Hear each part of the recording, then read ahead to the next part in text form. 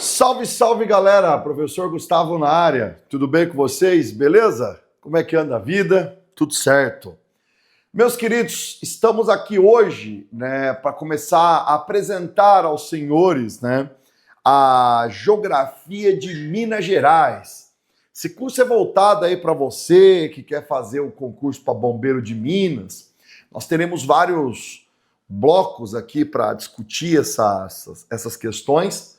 Então essa aula aqui é uma aula introdutória, tá? E a gente vai trazer para vocês mais ou menos o roteiro que você vai estar vendo ao longo do tempo, tá? O professor Gustavo gosta de fazer isso porque eu acho que deixa mais pedagógico o teu estudo, tá?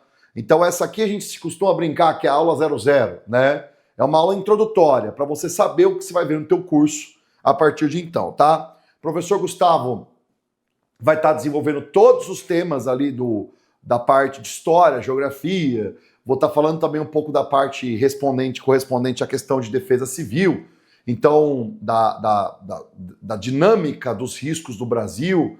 Então tudo isso a gente vai estar vendo mais ou menos. E essa aula aqui, eu quero mostrar para vocês o que a gente vai estar vendo da parte física. Que eu sei, eu dou aula de geografia há muito tempo, eu sei que isso incomoda bastante os alunos, né? E este edital em especial, ele tem muita geografia física. Então é uma aula 00, é uma aula de introdução, tá? Ao longo do tempo, vocês vão estar percebendo que eu vou estar discutindo com vocês, são 3 aulas de geografia física, tá? Depois da geografia física, depois de 3 blocos, eu vou trabalhar com vocês história. Mas a história, óbvio, eu vou apresentar num outro recorte, tá bom? Então é uma introdução aí à geografia de Minas Gerais, focada principalmente no lado físico, tá? Então, o que você vai estar vendo com o professor Gustavo nesse curso? Tá aí, ó. Primeiramente, eu vou passar com vocês aqui pela vegetação de Minas Gerais, tá? Então eu vou focar na vegetação, e vegetação, ela é muito importante para mim, ou para nós aqui que estamos nesse curso, porque dela eu consigo discutir também um pouco de clima, tá bom?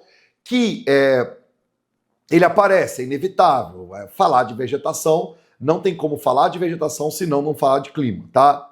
Então eu vou mostrar nessa aula aqui os biomas de Minas Gerais, a vegetação de altitude, a fragmentação florestal do estado, a parte de reflorestamento e recuperação ambiental e também, óbvio, a fitogeografia, em especial mostrando as características da vegetação. Então daí, consequentemente, a gente consegue trazer uma radiografia, no que se refere à vegetação de Minas Gerais, tá bom? Então a gente vai ver isso numa aula à parte, tá? Que, por sinal, é a próxima. Se tu terminar aqui essa introdução, começar na próxima, você vai ver ali que eu já vou entrar na vegetação de Minas Gerais, já vou mudar aqui o meu quadro, tá? Vou deixar a geografia de Minas Gerais, mas aí o meu recorte é vegetação, beleza? Então siga nos acompanhando aí. Bom, aí depois eu vou ser obrigado a falar com vocês de relevo, Então eu vou discutir com vocês a questão de relevo, vou falar ali das características dos planaltos de chapadas, vou citar ali que essas regiões, elas têm uma presença, essas formas de relevo,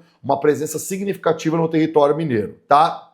Depois eu vou estar trabalhando com vocês serras e cadeias montanhosas, Eu quero mostrar para vocês as principais cadeias de montanhas do relevo mineiro, e aí com as suas principais formações, como Serra do Espinhaço, Serra da Mantiqueira, tá?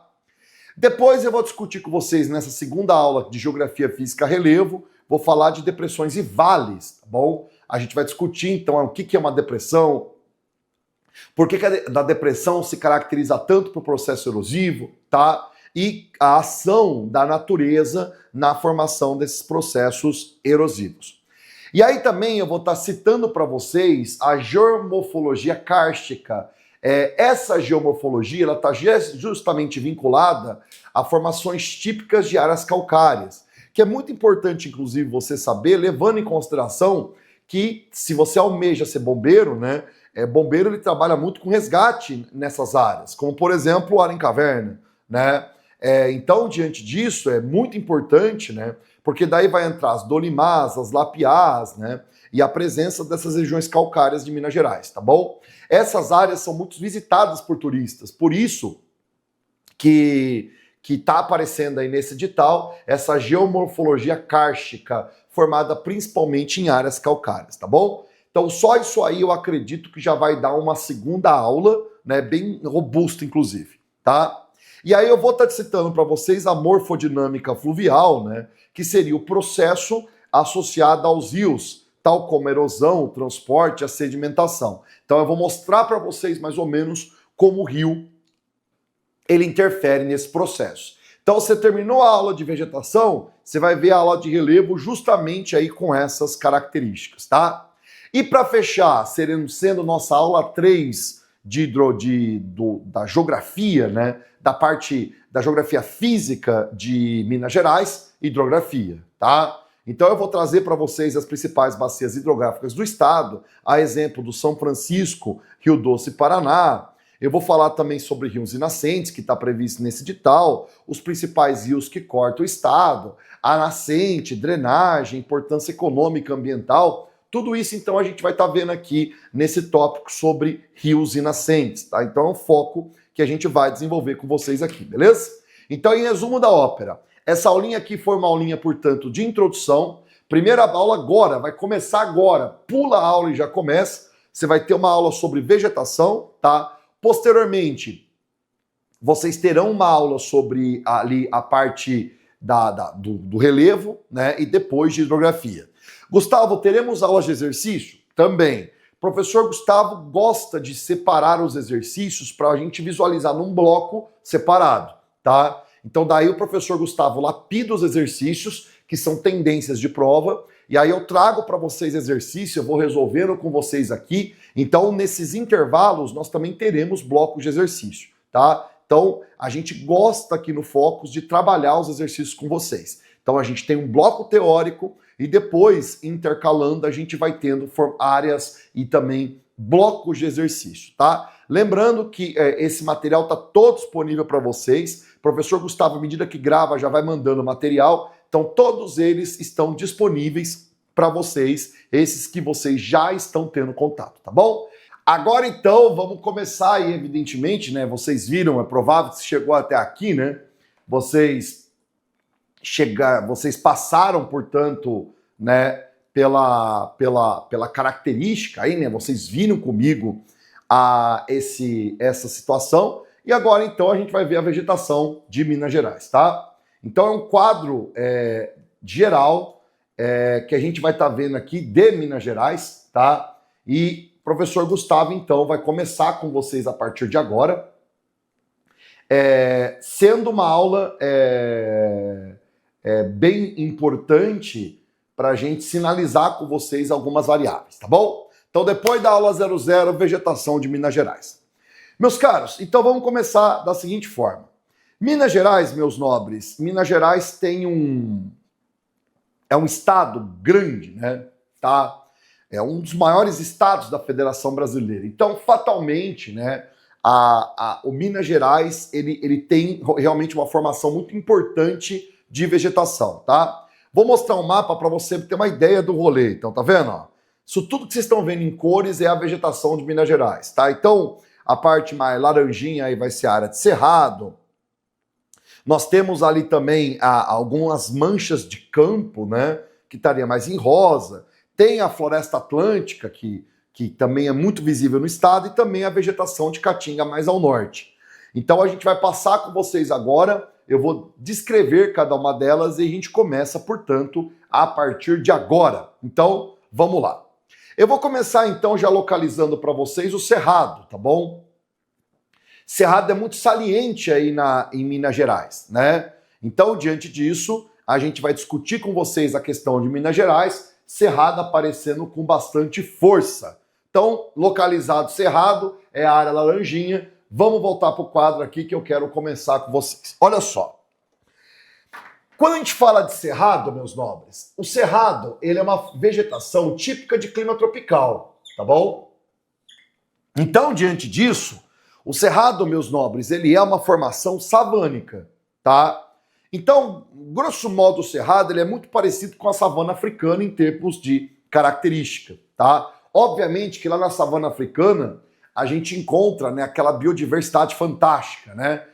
Principalmente no que se refere à vida animal e tal. Mas eu não sei se vocês sabem, mas a população do cerrado aqui no Brasil, o cerrado é o tipo de bioma que mais tem quantidade de insetos, tá? Então ele é muito importante nesse sentido, tá bom? E o Cerrado, meus caros, ele é de clima tropical. Gustavo, mas clima, eu nunca vi muito bem, então como funciona? É assim. O Brasil tem vários tipos de clima, mas o nosso clima predominante é o clima tropical, tá? Então, diante desse cenário, como é o clima tropical ele apresenta duas características, né? O verão, ele é quente e chuvoso, tanto é que chove bastante no Brasil no final do ano e começo do outro, e no inverno é seco. Isso é uma característica do tropical. Então vamos pensar assim, o Cerrado, ele é uma formação que é adaptada ao clima tropical. Então ele sabe, porque o vegetal é adaptado ao clima, que existe uma estação seca e existe uma estação chuvosa. Isso vai moldar o comportamento do vegetal, tá? Então ele sabe que no verão vai chover e no inverno vai ficar seco. É assim que funciona, portanto, o Cerrado, tá bom? Bom, como é então o Cerrado? É assim. Como a gente está falando de vegetação, então eu gosto sempre de deixar as características do vegetal para você guardar. Então a primeira característica do Cerrado é que nós temos uma formação herbácea. Gustavo, pelo amor de Deus, o que significa isso? É assim, meus nobres, o Cerrado, ele é uma formação de gramínea. Ele é grama, tá? Gramínea. É que eu não gosto de fazer muita alusão com a grama porque parece que é grama de jardim, mas ele é uma formação de grama. Então são campos e campos de formação herbácea, tá? Além disso, portanto, isso aqui seria uma vegetação rasteira, tá? Além disso, o Cerrado, ele é formado por estratos arbóreos arbustivos. Estratos arbóreos arbustivos. Gustavo, o que você está querendo dizer com isso? É assim, meus nobres. O Cerrado, ele é formado por um arbusto. Mas o que é arbusto? Arbusto, meu nobre, é uma árvore pequena. A árvore do Cerrado, ela não chega igual a árvore da Mata Atlântica, que chega ali a 50, 40 metros. Esse arbusto, ele vai estar girando em torno aí, talvez, uns 3 metros, 7 metros, tá bom? Então, ele tem estratos arbóreos arbustivos. Agora, o Cerrado, ele apresenta a casca grossa. Por quê? O vegetal se adapta ao clima seco do inverno. A raiz dele é profunda. Porque o vegetal sabe que o ambiente no inverno não vai oferecer tanta, digamos assim, água para ele. Então ele desenvolve a raiz profunda porque ele vai rasgando o lençol freático, rasgando o solo até chegar ao lençol freático, tá? E olha que lindo isso aqui. O Cerrado, a formação dele é caducifólia. Mas o que é isso, Gustavo? Caducifólia. Meus amigos, a planta do Cerrado, ela libera a folha no inverno. Por quê? O vegetal, ele transpira pela planta, ele transpira pela folha. Então, quando o Cerrado é caducifólio, como ele é caducifólio, ele libera as folhas no inverno. Liberando no inverno, ele se prepara para a pouca umidade que vem no inverno, justamente porque a região é de clima tropical. Gente, convenhamos, isso é fantástico, né? Então, uma das vegetações típicas do Cerrado, né, uma das formações, é o ipê, tá? O ipê, se tu pegar o ipê, pá, chegou o inverno, ele libera a folha, tá? Então, o vegetal, ele libera a folha para manter a sua capacidade transpiratória, tá bom? Bom, falando um pouquinho de solo, que eu acho importante citar para vocês. O solo do Cerrado, ele não é fértil, tá? Na verdade, ele é um solo bem ruim, tá? Ele é pobre em nutriente, tá bom? Então, tirando uma mancha ou outra, mas o solo de Cerrado, em geral, ele é pobre em nutriente. Ele é um solo que contém muito ferro, tá? Aí tu pode pensar, tá, Gustavo, mas aqui em Minas a gente produz muito café, né? Que é o famoso café mineiro. Minas Gerais se tornou um grande polo de exportação nacional do café. Ah, lá nas bandas do Centro-Oeste, eu sei que tem Cerrado, Gustavo, e lá o pessoal planta soja. Eu concordo, mas entendo que esse solo, ele é tratado com adubação química, tá bom? Beleza? Então, ele precisa da correção, porque o solo realmente ele não é muito bom, tá? O cerrado, ele também tem uma característica interessante porque é um vegetal, infelizmente, muito vulnerável ao fogo, tá? Então, na questão ambiental, o cerrado, ele sempre, a gente faz esse alerta, porque infelizmente o vegetal, ele é muito vulnerável ao fogo. O fogo, gente, óbvio, ele pode aparecer de forma natural, né? Sei lá, caiu um raio, pegou uma vegetação, mas assim, esse fogo do cerrado que vocês acompanharam bastante aí nos últimos 2024, 2025, isso tudo é ação antrópica. Tá? A galera tá tacando fogo no cerrado, tá? E como ele é um vegetal seco, o fogo ele se espalha muito rápido, porque ele tem casca grossa, né? E o cerrado ele tem uma característica bem interessante. Ele tem um galho retorcido, o galho dele é seco, tá? Então fogo, meu amigo, fogo realmente ele faz e ele chega ali com muitos. Ele chega ali e praticamente acaba com o vegetal, tá bom? E aí a gente não pode esquecer também que o cerrado ele é considerado o embrião de várias nascentes de rios do Brasil. Isso, inclusive, é uma característica de Minas Gerais. Minas Gerais, né, é como se fosse a caixa d'água do país, tá? Porque em Minas Gerais nasce o São Francisco, nasce um monte de rios que percorrem praticamente todo o território brasileiro. Então, diante desse cenário, por isso que essa parte ela acaba sendo tão importante, beleza? Bom, então cerrado, esgotamos o cerrado, vamos seguir a vida. Estão vendo que agora tem uma área verdinha ali, ó? Deixa eu ver com vocês ali, ó. Tá lá, a verdinha aqui, ó, tá? Essa área aqui, ó, que eu tô passando a caneta, é a área de Mata Atlântica, tá bom? Então, vamos ali na fronteira com o Espírito Santo, Rio de Janeiro, vamos falar então dessa vegetação simpática que existe aí em Minas, que é a tal da Mata Atlântica. Bom, gente, é assim, a Mata Atlântica, ela tá numa região de tropical mais úmido, tá? Então essa área, ela consegue receber um pouco melhor a umidade que vem do litoral, tá bom? Até porque Espírito Santo e Rio de Janeiro não são lá estados muito grandes. Nós temos a atuação de uma massa de ar, que é a MTA, que é a massa tropical atlântica, que ela rasga literalmente, ela influencia muito essa região. Então a Mata Atlântica, ela está situada na parte leste e sudoeste de Minas, que é uma região que tem, portanto, mais umidade, tá? O indicador de chuva nessa região, ele é comum ao longo do ano. No interior de Minas, no inverno não chove, concorda? Você que está aí no interior de Minas Gerais, você sabe muito bem que você está nessa área de mancha de cerrado, realmente não chove. Agora, durante a Mata Atlântica, ela recebe chuva muito periódica. Como resultado, ela recebe a umidade e, consequentemente, a vegetação cresce. Tá, Gustavo, mas qual que é a característica da Mata Atlântica? Olha só. Primeira característica da Mata Atlântica é que ela é latifoliada. Gustavo, pelo amor de Deus, o que é isso? É assim. Meus nobres, ela é latifoliada porque ela possui a folha larga, tá? Ah, mas para quê? É que assim, como eu disse anteriormente, o vegetal, ele libera umidade pela folha. A Mata Atlântica, ela recebe muita umidade do ambiente. Como ela recebe muita umidade do ambiente, então a folha ela é larga, latifoliada. Quanto mais folha, mais ela transpira. Quanto maior a folha, mais ela transpira. Essa característica latifoliada, inclusive, é comum também na Amazônia. A Amazônia também é latifoliada, tá? Além disso, a Mata Atlântica, ela é perenifolha. Tá, Gustavo, deixa eu entender. Então, caducifólia, a folha cai na estiagem. E perenifólia, ela é permanente. A folhinha é sempre verde, tá? Você nunca vai ver a Mata Atlântica sem folha nos galhos, esquece.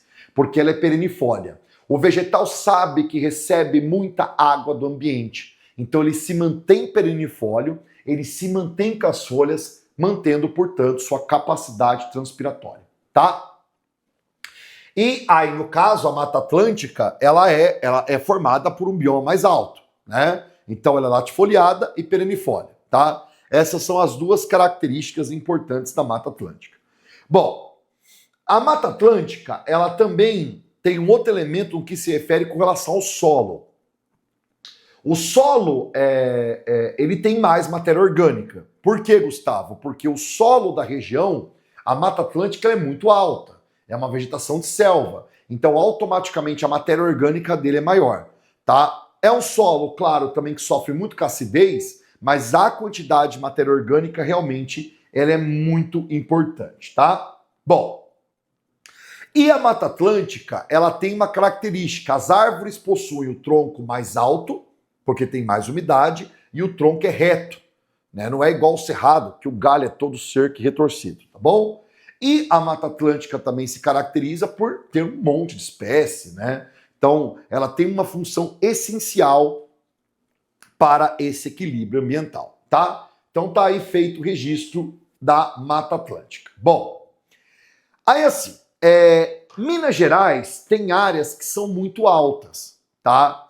Nas áreas de Minas Gerais, onde acaba sendo ali mais altas, né, vai aparecer essas manchas rosas, que seriam vegetação de altitude, né, que é o que eu vou estar mostrando para vocês. Aí só vai ficar faltando para nós a Caatinga, tá? Então, essa região de Minas realmente ela é muito alta. Então, consequentemente, vai aparecer, portanto, deixa eu projetar aqui de novo, a vegetação de altitude. Tá, Gustavo, mas o que é isso? É assim. Vocês já devem ter visto uma vez na vida que quanto maior a altitude, menor a temperatura. A temperatura, a altitude, ela é um fator climático, portanto, ela é um fator que interfere no clima. A vegetação de altitude, ela tem como grande característica o quê? Ela está numa área mais alta. Estando numa área mais alta, o vegetal, portanto, ele vai estar em contato automaticamente com o clima, que é um pouco mais frio, tá? Então, o que a gente vê nessas vegetações de altitude? Bom, nas áreas que nós temos a vegetação de altitude, é muito comum ter a Mata Atlântica, normal, tá? Só que nós temos também áreas de campos, portanto, áreas de grama, de graminhas. Então, a vegetação de altitude, ela possui uma fitogeografia um pouco mais complexa, tá?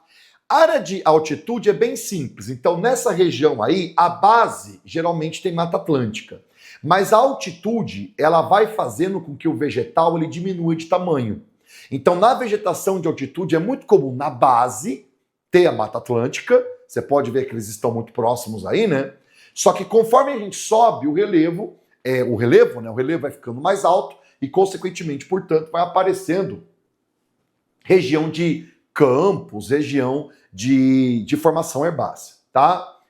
Aí, nessa vegetação de altitude, a gente também destaca a formação de nascentes, né? Essa formação de nascentes realmente ele é muito importante.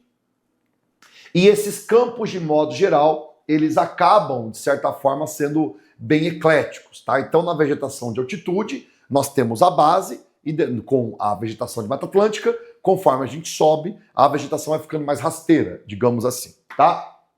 E aí sobrou, olha aqui, ó, o norte, beleza? O norte é a Caatinga. Caatinga. Como funciona então, meus caros? É assim.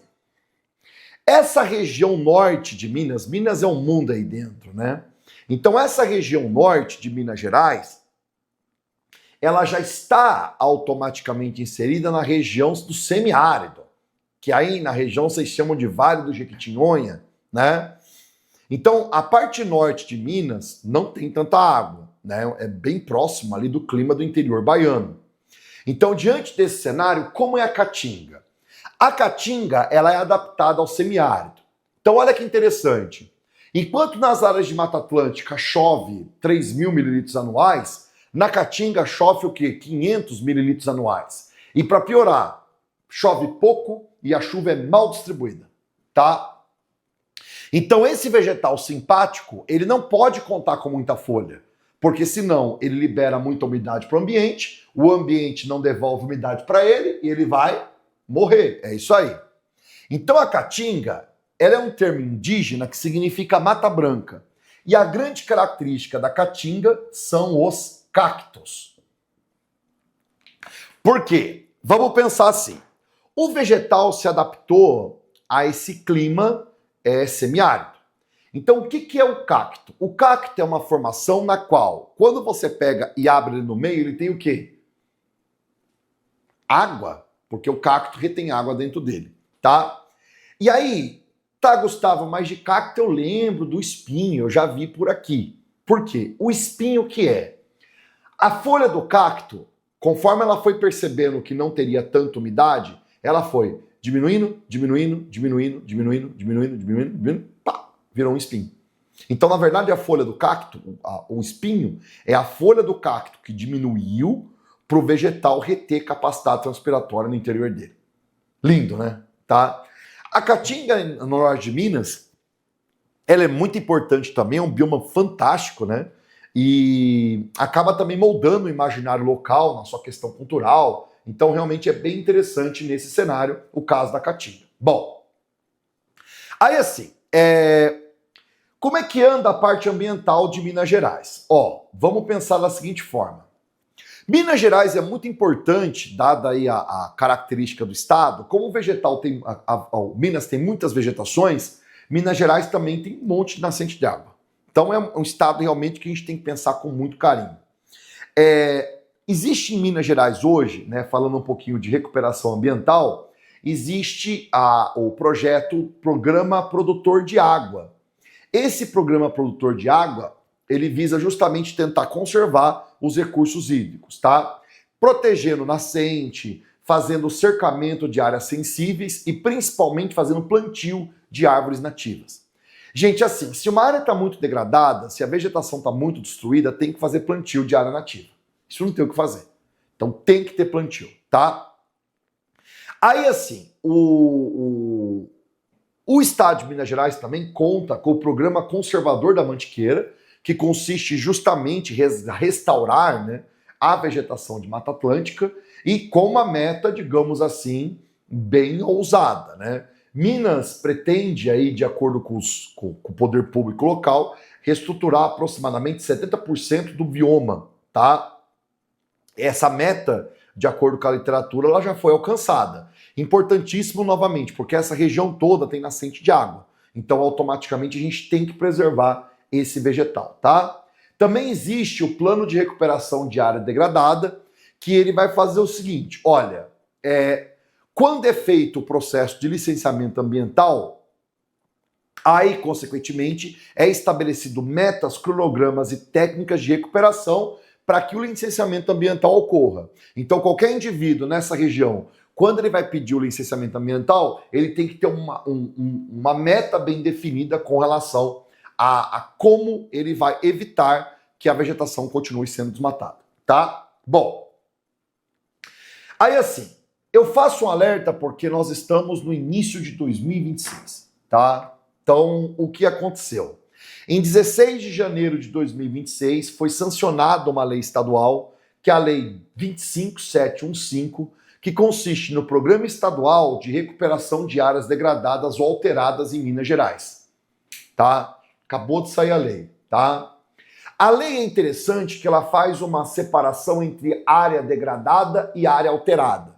Na área degradada da lei, é quando a vegetação ela foi tão perdida que essa região perde suas funções ecológicas. Na área alterada, o vegetal ainda consegue se regenerar. Em área degradada, é fundamental plantar mata nativa. Tá bom? Fundamental. Beleza? Bom, e aí, consequentemente, essa lei, ela visa não só recuperar as áreas degradadas, mitigar os problemas ambientais, mas também fazer o mapeamento de áreas de risco, de áreas degradadas, recuperar mata ciliar.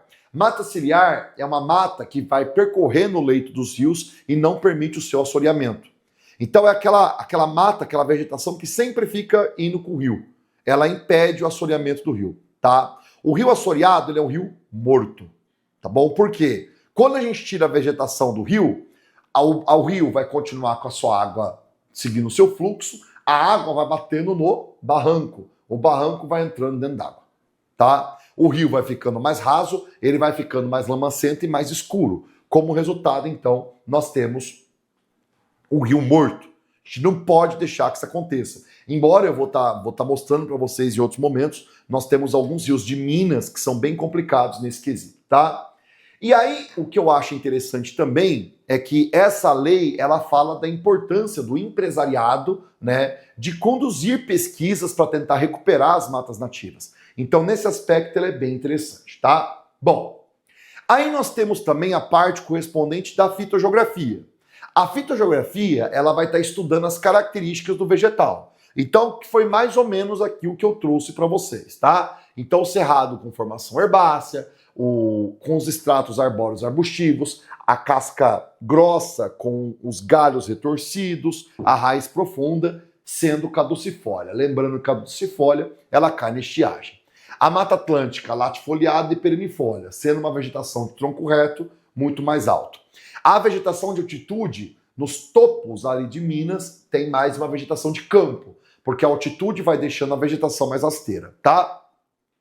E a caatinga também com os seus cactos. Tem extrato arbóreo? Tem, mas eles são menores e há maior incidência de cactos. Tudo bem?